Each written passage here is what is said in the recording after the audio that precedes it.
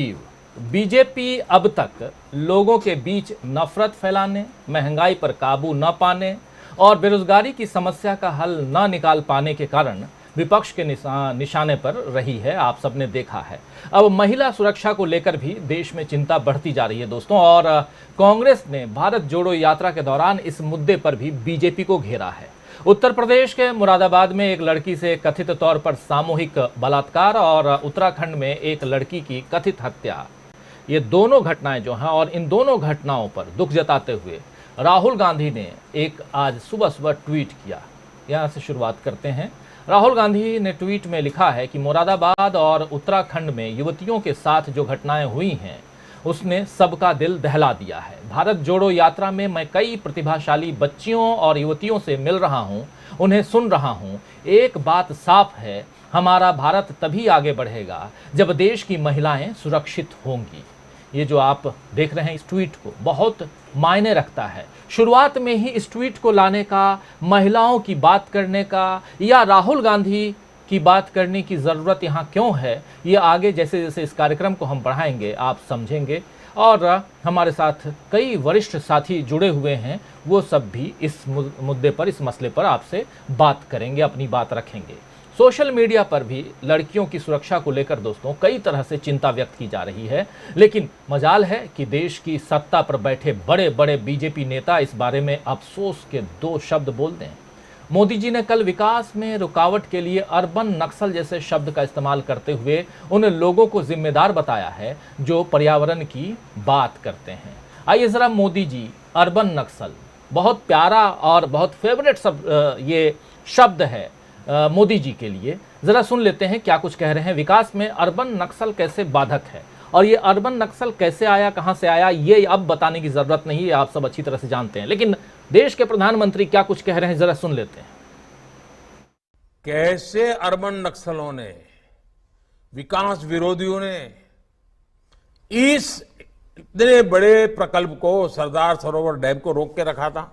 आपको जानकर के हैरानी होगी साथियों, ये जो सरदार सरोवर डैम एकता नगर में आप बैठे हैं ना, इतना बड़ा जलाशय देखा होगा आपने, इसका शिलान्यास देश आजाद होने के तुरंत बाद किया गया था। सरदार वल्लभ भाई पटेल ने बहुत बड़ी भूमिका निभाई थी, पंडित नेहरू ने शिलान्यास किया था।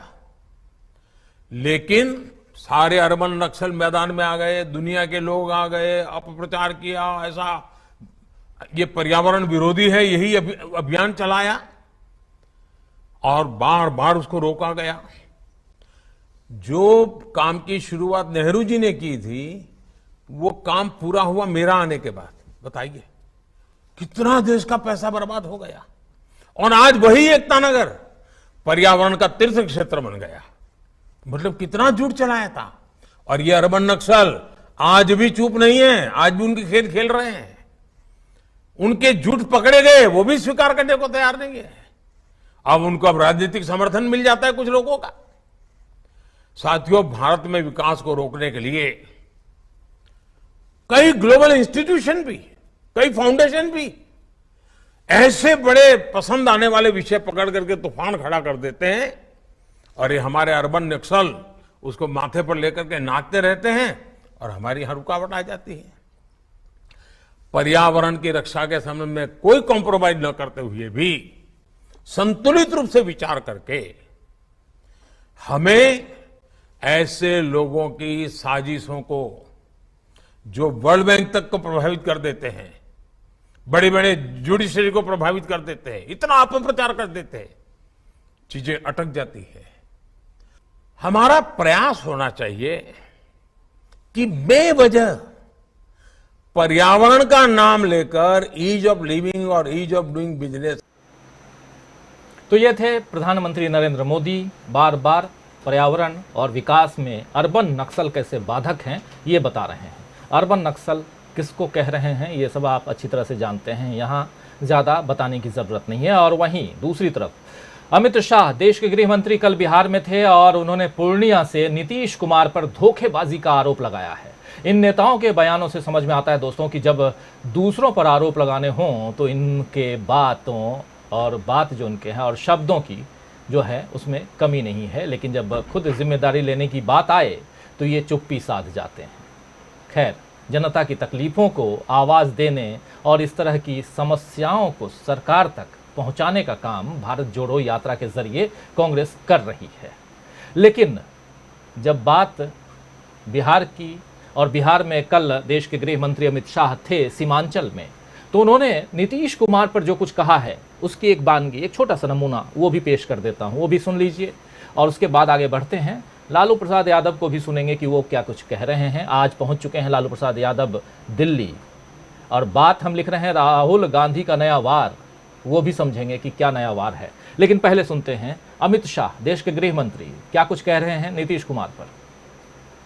मित्रों, नीतीश कुमार कोई राजनीतिक विचारधारा के पक्षधर नहीं है।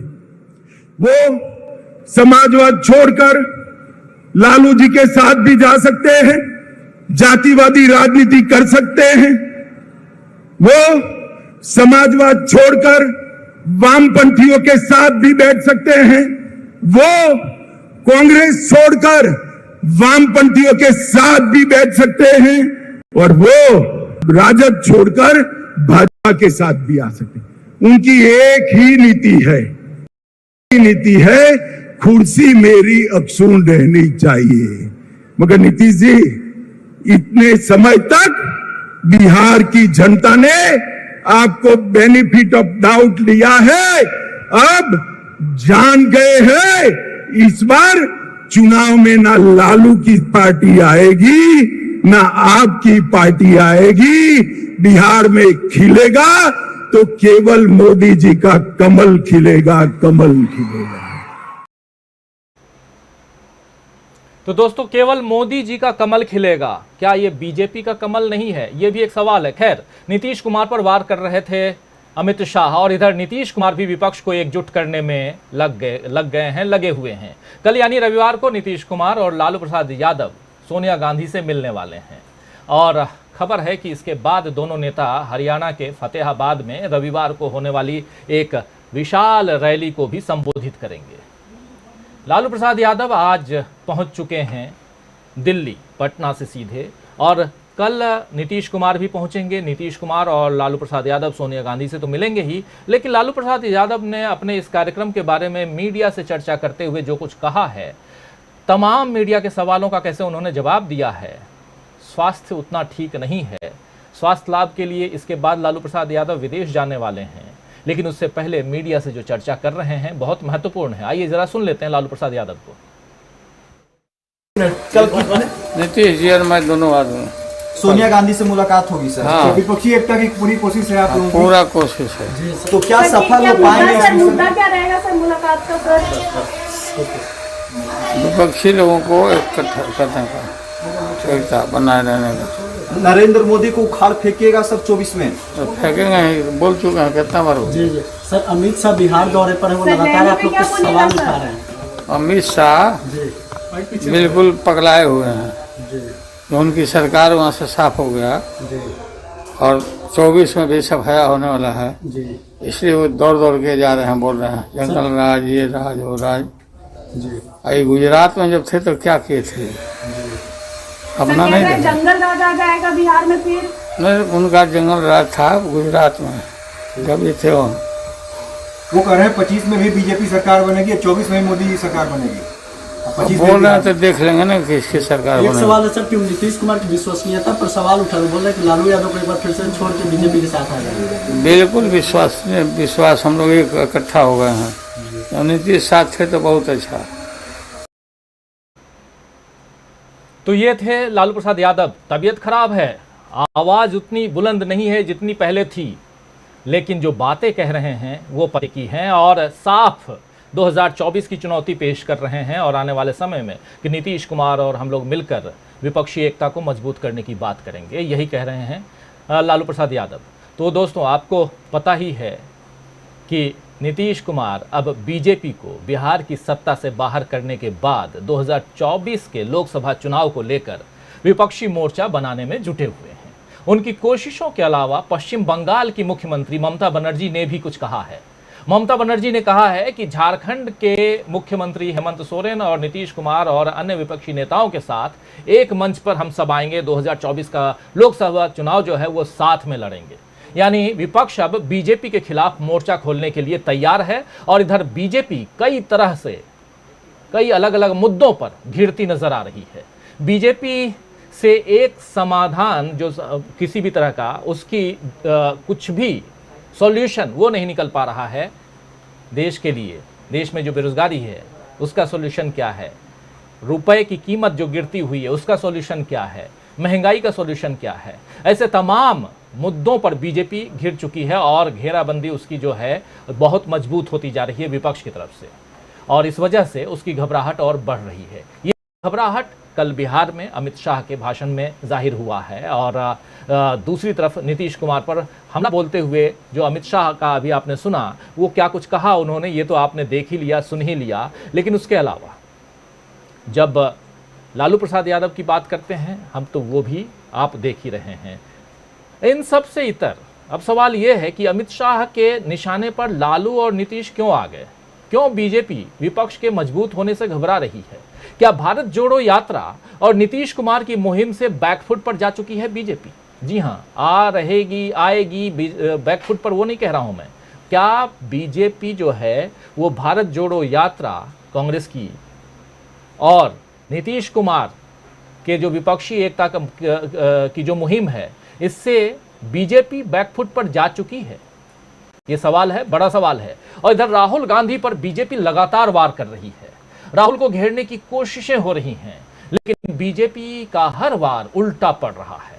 आज राहुल गांधी की एक तस्वीर एक लड़की के साथ वाली एक फोटो शेयर करते हुए बीजेपी के नेताओं ने राहुल गांधी को घेरने की कोशिश की। ये तस्वीर आप देख रहे हैं राइट साइड में, अगर फुल स्क्रीन दिखा पाए तो बहुत अच्छा रहेगा।